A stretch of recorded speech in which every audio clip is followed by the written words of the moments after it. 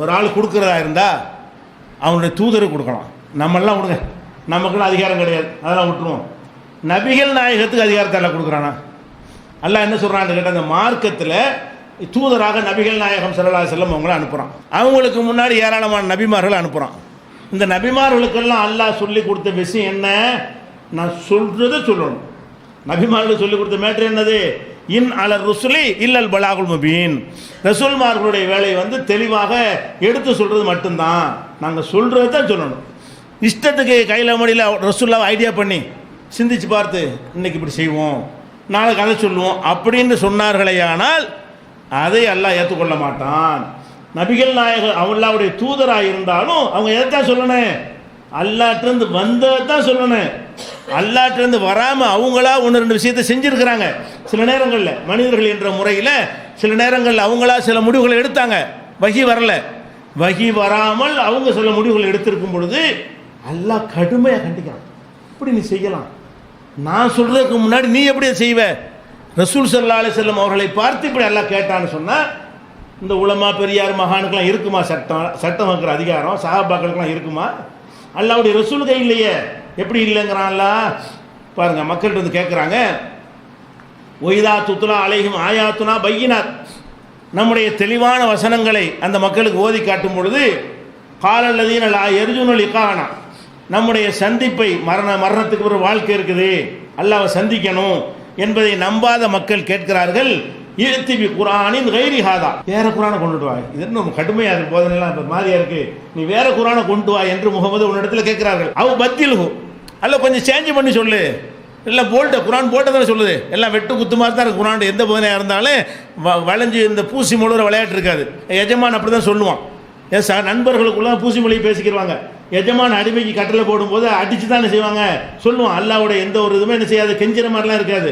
செய்யி கட்டளை, அப்படி தான் நரகம், அப்படி தான் எச்சரிக்கை பண்ணுவான். அது வந்து அவங்களுக்கு பிடிக்கல. என்ன செய்கிறாங்க? ஏத்திபி குரான் இந்த கைரி ஹாதா, வேற குரானை கொண்டுட்டு வா, நீங்கள் நல்ல ஆள் தான், நீ சொல்கிற குரான் கொஞ்சம் எங்களுக்கு பிடிக்க மாட்டேங்குது, வேற குரானை கொண்டுட்டு வா, அவ பத்தியில் கொஞ்சம் மாற்றி சொல்லு அப்படின்னு கேட்குறாங்க. குல் நபியை நீங்கள் சொல்லுங்கள், மா யகூனுலி அன் உபத்திலஹு மின் தில்காய் நஃப்ஸி, என் புறத்திலிருந்து மாற்றுகிற அதிகாரம் எனக்கு இல்லை. இன் அத்தபியு இல்லாமா யுஹா இலைய, எனக்கு அறிவிக்கப்படுவதை தவிர நான் வேற எதையும் சொல்வது கிடையாது. இன்னி அஹாஃபு இன் அஸைது ரப்பி அஸாப யௌமின் அதீம், நான் அல்லாஹ்வுக்கு மாறு செஞ்சு உன்னோடக்கவுன்னு ஏதாவது சொந்தமாக சொல்லிட்டேன்னு சொன்னால் அல்லாஹ்வுடைய கடும் தண்டனைக்கு நான் அஞ்சுகிறேன். நான் அல்லாஹ்வுடைய தூதராக இருந்தாலும் அங்கேருந்து வந்ததான் சொல்லுவேனே தவிர வந்ததை மாற்றியும் சொல்ல மாட்டேன், கூட்டியும் சொல்ல மாட்டேன், குறைச்சியும் சொல்ல மாட்டேன். அப்படி சொல்லிவிட்டால் என்னையும் அல்லாஹ் வேதனை செய்வான், என்னுடைய இறைவன் என்ன செய்வான், என்னையும் தண்டித்து விடுவான் என்று 10வது அத்தியாயத்தில் 15வது வசனத்தை சொல்லி காட்டுறான். இதில் என்ன வருது? நபிகள் நாயகம் ஸல்லல்லாஹு அலைஹி வஸல்லம் அல்லாஹ்வுடைய தூதராக இருந்தாலும் வந்ததை தான் அவங்க சொல்லணும். அல்லாஹ்ட்டிருந்து என்ன செய்தி வருதோ அதைத்தான் அவங்க சொல்ல வேண்டும். அப்போ மற்றவனுக்கு அதிகாரம் இருக்குமா? இஸ்லாத்தின் ஆதாரம் வஹி மட்டும்தான்னா, நபிகள் நாயகத்துக்கு வஹி இல்லைன்னு 2 நிலை இருக்குது. பின்னாடி இதை விளக்குவோம். வஹியாக அவங்க சொன்னது தான் மார்க்கமாகும், வஹி இல்லாத எதுவும் மார்க்கமாகாது என்பதற்கு தான் இந்த வசனம் ஆதாரமாக இருக்கிறது. அதே மாதிரி வந்து இன்னொரு இடத்துல எல்லாம் சொல்லி காட்டுகிறான். இது நபிகள் நாயகத்தின் வாழ்க்கையில் இருந்த ஒரு சம்பவம். என்ன சம்பவம்னா, அவங்க மனைவிமார்களுக்கு மத்தியில் அடிக்கடி சண்டைகள் நடக்கும். அதிகமான மனைவிகள் இருந்தாங்கன்னு சொன்னால் சண்டைகள்லாம் நடக்கும். அப்போ அவங்க ஒரு மனைவி வீட்டில் போய் என்ன செய்வாங்கன்னா, தேன் அருந்திட்டு வந்தாங்களா, வந்தோன்னு இன்னொரு மனைவி என்ன செய்கிறாங்கன்னு கேட்டால், 2 பேர் பிளான் பண்ணிக்கிறாங்க. தேன் குடிச்சிட்டு வர்றாங்க, நம்ம வந்து அதை தேனில் ஒரு அருவருக்கத்தக்க ஒரு வாடை வருதுன்னு நம்ம சொல்லுவோம், அதோட அவங்க தேனை விட்டுருவாங்க, அந்த பக்கம் போகவே மாட்டாங்க அப்படின்னு நினைத்து கொண்டு ரசூலுல்லாஹ் வந்தவுடனே, உங்கள்கிட்ட இந்த மகாபீருங்கிற ஒரு துர்வாடை வருகிறது அப்படிங்கிறாங்க. ரசூலுல்லாஹ் நினைச்சிட்டாங்க, அப்போ தேனில் தான் இந்த வாடை வருது போல இருக்கு, நம்ம தேனை தானே சாப்பிட்டு வந்தோம், நம்மள்ட்ட இந்த வாடை வருதுன்னு சொல்கிறாங்களே அப்படின்னு சொல்லிட்டு, இன்னையிலேருந்து தேனை ஹராம், தேனை தொட மாட்டேனே அப்படின்ட்டாங்க. மனைவிட்டு ஏற்பட்ட ஒரு பஞ்சாயத்துக்காக வேண்டி தேனை என்ன செஞ்சிட்டாங்க, ஹராம் ஆக்கிட்டாங்க. அல்ல, இது சின்ன குடும்ப விஷயம். மனைவி சண்டையில் தேனத்தை சாப்பிட மாட்டேங்கிற விஷயம் வேறு. அப்போ இதை கூட எல்லாம் பிடிக்கல. இது அப்படின்னு சொல்லலாம், தேனை நான் ஹலால் ஆக்கியிருக்கிறேன், நீ பிடிக்கட்டு திங்காமல் இருந்துட்டு போ, ஹராமாக்கு நீ யாரு? அல்ல எப்படி கேட்குறான்? சூரத்து தஹரீம், அந்த சூராவுக்கு பேரை ஹராமாக்குதல். முதல் வசனமே அப்படி தான் இருக்குது. 66வது அத்தியாயத்தில் 1வது வசனம், யா ஐயுஹன் நபியு, நபியே, லீமத்து ஹர்ரிமு மா அஹல்லல்லாஹு லக, அல்லாஹ் ஹலால் ஆக்கியதை நீ ஏன் ஹராமாக்கினாய்?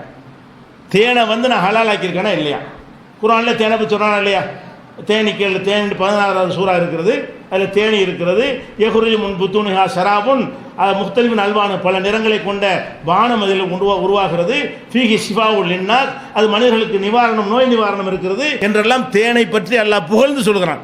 அப்போ தேன் ஒரு நல்ல உணவுப் பொருள் என்று அல்லாஹ் ஹலாலாக்கி இருக்கும் பொழுது நபிகள் நாயகம் ஸல்லல்லாஹு அலைஹி வஸல்லம் ஒரு சொந்த மேட்டருக்காக வேண்டி இன்னுமே தேனை தொடமாட்டேன்னுட்டாங்க, தேனை ஹராமாக்கிட்டேன்ட்டாங்க. அல்லாஹ் என்ன செய்கிறான்? யா ஐயுஹன் நபி, நபியே லிம துஹர்ரிமு, நீ ஏன் ஹராமாக்குகிறாய்? மா அஹல்லல்லாஹு லக்க, அல்லாஹ் உனக்கு ஹலாலாக்கியதை தபுத்தகை மர்லாத் அஸ்வாஜிக்க, உன் மனைவிமார்களை திருப்திப்படுத்துவதற்காக வேண்டி நீ எப்படி ஹராமாக்கலாம் என்று கண்டிக்கிறான். அப்போ நபிகள் நாயகம் ஸல்லல்லாஹு அலைஹி வஸல்லம் அவர்களுக்கு இந்த தேனை பிடிக்க ஒரு பிரச்சனையினால் வெறுப்பு ஏற்படுகிறது. அதனால் அவங்க ஹராம் என்று அறிவிக்கிறாங்க. இதை சாதாரணமாக விட்டுட்டு போயிடலாமா இல்லையா? இதை கோவத்தில் சொல்லிட்டு போயிட்டாங்கன்னு அல்லாஹ்வுடைய அதிகாரத்தை கவனிக்கிறோம். அல்லாஹ் இதுதான் கவனிக்கும். என்ன மேட்டரை பார்க்குறான்? நம்ம வேலையில் இது ஹராமாக்குறது, நம்ம வேலையில் இது இவர் எப்படி இருப்பார்? நான் தூதரை நியமிச்சா அந்த அதிகாரம் இவருக்கு வந்துடுமா? நான் சொன்னது தானே இவர் சொல்லணும். நான் ஹலால்னு ஒன்று சொல்லியிருக்கும்போது எப்படி ஹராம்டார்னா, நீங்கள் நாங்கள் சொல்கிறதெல்லாம் ஹராம்னா ஹராம் ஆயிராது. அல்லாஹ்வுடைய ரசூல் ஒன்று ஹராம்னா ஹராம் ஆயிருமா இல்லையா? அப்போ ஹராம்னு மக்கள் புரிஞ்சுக்கிட்டாங்கன்னா தீனை மாறி போயிடும். அதுக்காக வேண்டி அல்லாஹ் வந்து கண்டிக்கிறோம். ரசூலாக இருந்தால் கூட அதுக்கு இடம் கிடையாது. எது கிடையாது? வஹி வந்ததுக்கு மாற்றமாகவோ வஹி இல்லாத முடிவெடுப்பவோ நபிகள் நாயகத்துக்கு அதிகாரம் கிடையாதுன்னு சொன்னால் மற்றவங்களுக்கு எப்படி இருக்கும்? பெரியார் மகான் சஹாபிக்கெல்லாம் எப்படி மார்க்கம் சொல்கிற அதிகாரம் வரும்? யோசிச்சு பாருங்கள். இது ஒரு விஷயம். அதே மாதிரி வந்து நபிகள் நாயகம் ஸல்லல்லாஹு அலைஹி வஸல்லம் நெருக்கடியான காலத்தில் யுத்தங்கள் அடிக்கடி சந்திச்சுட்டு இருந்தாங்க. அப்போ யுத்தங்களுக்கு போகும்போது என்ன செய்வாங்கன்னு கேட்டால், சில ஆளுக்கு முன்னாடி வந்து என்ன செய்வாங்க, முனாஃபிக்குகள்லாம் வயிற்று வலிக்குது, தலை வலிக்குது, அது இருக்குது ஏதாவது சொல்லி வரமாட்டோங்கிறதுக்கு ஒரு காரணம் சொல்லுவாங்க. ரசூல் ஸல்லல்லாஹு அலைஹி வஸல்லம் செஞ்சாங்க, கேட்க சரி போங்கடா வராதெல்லாம் போன்னு அனுப்பி விட்டாங்க. அல்லாஹ் என்ன செய்யணும்? அதை கண்டிக்கிறான். நீ எப்படி ஏன்ட்டில் கேட்கணும்? யார் இந்த கேட்குறாங்க, பர்மிஷன் கொடுக்கவா வேணாமா? நீ ஏன்ட்டில் கேட்கணும்.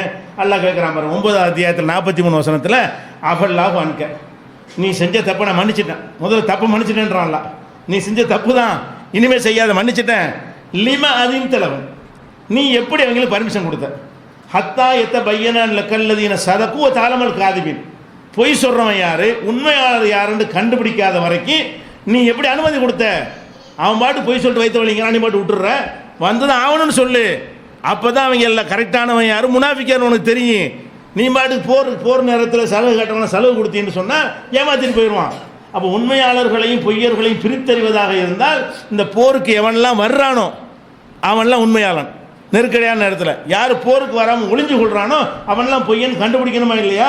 நீ பர்மிஷன் கொடுத்தா அப்படி கண்டுபிடிக்கிறது, நான் தான் பர்மிஷன் வாங்கிட்டேனமான அப்படின்னு சொல்லி அல்லாஹ் என்ன செய்கிறான்னு கேட்டால், நீ செஞ்ச மெத்தடு தப்பு, நீ அப்படி செஞ்சுருக்கக்கூடாது, நீ அனுமதி கொடுத்துருக்கக்கூடாது, இருந்தாலும் உன்னை மன்னிச்சிட்டேன், இனிமேல் செய்யாதுன்னு அர்த்தம். இனிமேல் இந்த மாதிரி செய்யக்கூடாது, நீ செஞ்ச தவறு சின்ன ஒரு விஷயம், நான் போருக்கு போகாமல் இருக்க எனக்கு ஒரு பர்மிஷன் தாங்கன்னு கேட்டால் அல்லாஹ்வுடைய தூதருங்கிற முறையில், ஜனாதிபதிங்கிற முறையில், தளபதிங்கிற முறையில் பர்மிஷன் கொடுத்தா நம்ம பார்வையில் குற்றம் இல்லது, ரசூலுல்லாஹ் செஞ்சது. ஆனால் அல்லாஹ் அதையும் குற்றம் போகிறான். எப்படி நீ தூதர், நான் என்கிட்ட வகி செய்து உனக்கு வந்துக்கிட்டு இருக்குது, வகி இல்லாத மனுஷனா நீ? மற்ற மனிதர்கள் இப்படி செஞ்சுட்டு போயிடலாம். என்னிடத்தில் வகி தொடர்பு இருக்கிற ஒரு ஆள் வந்து ஒரு முடிவு எடுக்கிறதா இருந்தால் என்கிட்ட என்ன செய்தி வருதுன்னு பார்க்கணும், வெயிட் பண்ணணும், நீ எப்படி செஞ்சேன்னு கேட்குற அளவுக்கு அல்லாத கடும் பிரச்சனையாக கேட்குறான், விட்டு கொடுக்க மாட்டேங்கிறான். அதே மாதிரி ஒரு யுத்தத்தில் என்ன செய்கிறாங்கன்னா, கைதிகள்லாம் பிடிக்கப்படுறாங்க. கடுமையான எதிரிகள் வந்து சண்டைக்கு வரக்கூடிய நேரத்தில் கைதிகளை பிடிக்கப்படுறவங்கள அதை வந்து 2 விதமாக கையாளுவாங்க. எப்படி கையாளுவாங்கன்னா, அந்த கைதிகளை பிரித்து கொடுக்குறது. எதிரிகள் தோற்று போன பிறகு கைதிகள்லாம் பிடிச்ச ஆளுக்கு நீ 2 கைதி வச்சுக்க, நீங்கள் 2 கைதி வச்சுக்கன்னு பிரித்து கொடுப்பாங்க. இது ஒரு மரபு இருந்துச்சு. சில நேரத்தில் என்ன செய்வாங்க, கொண்டு விடுவாங்க. கைதிகளை பிடித்தப்பட்டவர்கள் என்ன செய்வாங்க, கொலை பண்ணிடுவாங்க. அது எப்படி செய்வாங்கன்னு கேட்டால், ரொம்ப நெருக்கடியான எதிரிகளுடைய தொல்லை ஜாஸ்தியாக இருந்துச்சுன்னு சொன்னால் இவங்களுக்கு விடுதலை செஞ்சோம்னா நாளைக்கு படை திரட்டிட்டு வருவான். விடுதலை செய்தால் படை திரட்டிட்டு மறு சண்டைக்கு நம்ம தயாராகணும். அப்படியான வங்காபிர்களாக இருப்பார்களே ஆனால் அவங்களெல்லாம் முடிச்சிடணும். எதிரிகளை வந்து வச்சுருந்தோம்னா நாளைக்கு இவங்களோட திருப்பி சண்டை போட்டுட்டு இருக்கணும் அப்படிங்கிற ஒரு நிலையில் ஒரு முடிவு எடுப்பாங்க. சில நேரங்களில் அவன் ரூபாயை கொடுத்துட்டு மீட்டிட்டு போ, உன் குடும்பத்தார வர சொல்லு, ஆளுக்கு 10 லட்ச ரூபா கொடுத்துட்டு போ, திருப்பி கூட்டிகிட்டு போ, இந்த மாதிரியான முறையில் என்ன செய்வாங்க, விடுவிப்பாங்க. அல்லது கைதிகளாக வச்சுக்கிறவங்க பலவிதமான முடிவு எடுப்பாங்க. ஒரு போரில் நபிகள் நாயகம் ஸல்லல்லாஹு என்ன செய்கிறாங்கன்னு கேட்டால், இந்த கைதிகளை வந்து கொல்லணும்னு சொல்லி அபூபக்கர் உமர்லாம் சொல்கிறாங்க.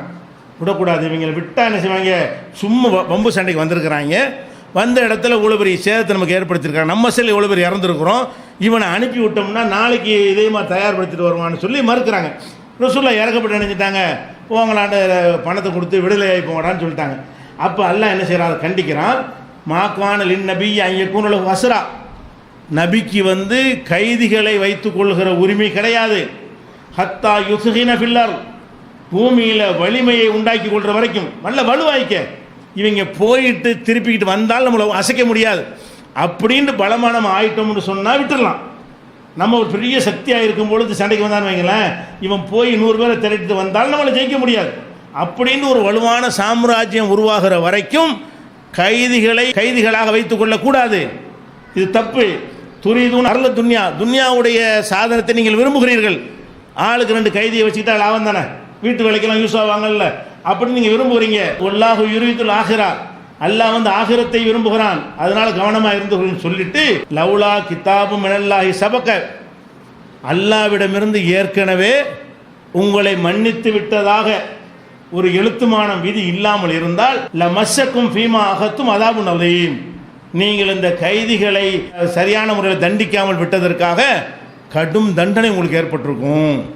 கைதிகளை பிடிக்கிறீங்க, நீங்களே பலவீனமாக இருக்கிறீங்க, உன்னை இஸ்லாமிய சாம்ராஜ்யம் உறுதியாக ஆகலை, இந்த நேரத்தில் வந்து எதிரிகளை விட்டு திருப்பி அவனை சண்டைக்கு வர்றதுக்கு விட்டீங்கன்னு சொன்னால் பெரிய குற்றம். இதை செஞ்சது நான் உங்களை தண்டிச்சிருப்பேன், தண்டிக்க வேண்டாம் என்று நான் ஒரு முடிவை எடுத்துட்ட காரணத்தினால் நீங்கள் தப்பித்துக் கொண்டீர்கள். நபிகள் நாயகத்தை சேர்த்து சொல்கிறான், நீங்கள் செஞ்ச காரியத்திற்கு அல்லாவிடமிருந்து கடும் தண்டனை கிடைத்திருக்கும். அப்போ இந்த மாதிரி முடிவு எடுக்கிறது கூட ரசூலுல்லாஹ்வுக்கு அதிகாரம் இல்லைன்னு அல்லாஹ் சொல்லி காட்டுகிறான்.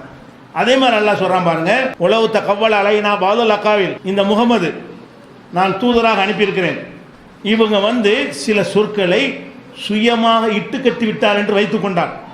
உலகத்த கவ்வள அலைனா பாதல் அக்காவில், நான் சில விஷயங்களை சொல்கிறேன், நான் சொல்லாத உன்னையும் இதான் இஸ்லாமு இதான் மார்க்கம் அப்படின்னு அவராக சொன்னார்னு வைங்க.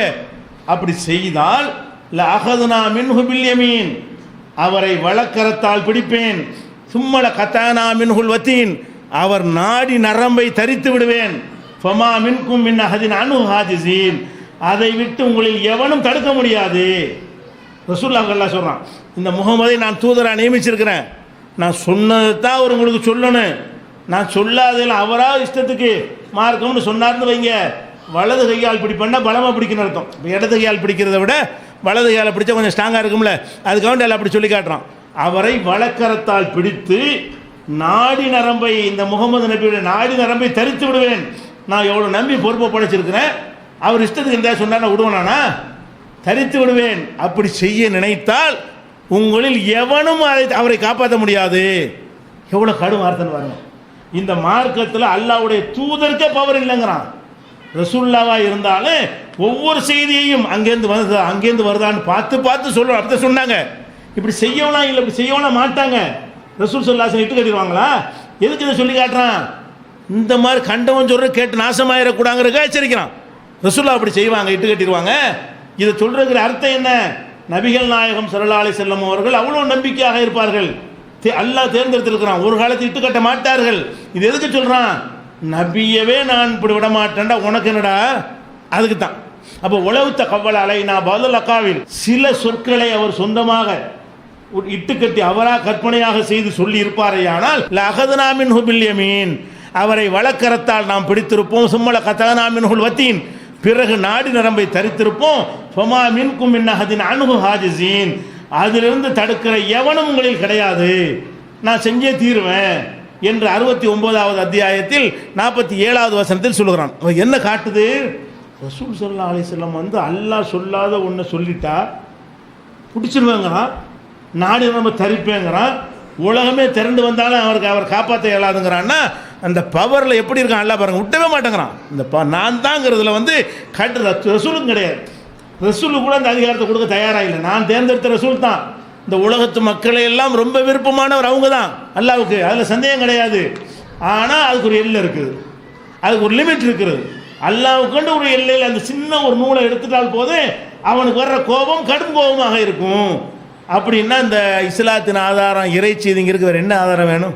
இவ்வளோ அழுத்தமாக இவ்வளோ கடுமையான வார்த்தைகளை அல்லாஹ் பயன்படுத்தி சொல்வதை பார்க்கிறோம். இது அல்லாமல் இன்னும் நிறைய சான்றுகள் இருக்குது. இந்த மார்க்கத்தில் யாருக்குமே எந்த ஒரு அதிகாரத்தையும் அல்லாஹ் தரவில்லை என்பதற்கு இன்னும் ஏராளமான சான்றுகள் இருக்கின்றன. இன்ஷா அல்லாஹ் அவற்றை அடுத்தடுத்த